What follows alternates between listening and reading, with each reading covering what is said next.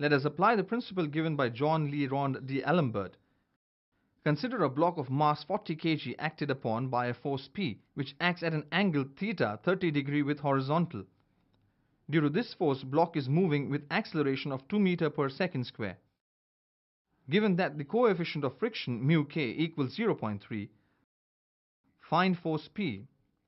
Use d'Alembert's principle.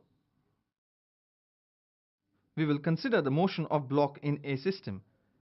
Inertia force ma is applied in the opposite direction. Therefore, by d'Alembert's principle, summation of all forces and product of mass and acceleration equals 0. Applying d'Alembert's principle in x direction, we get equation 1.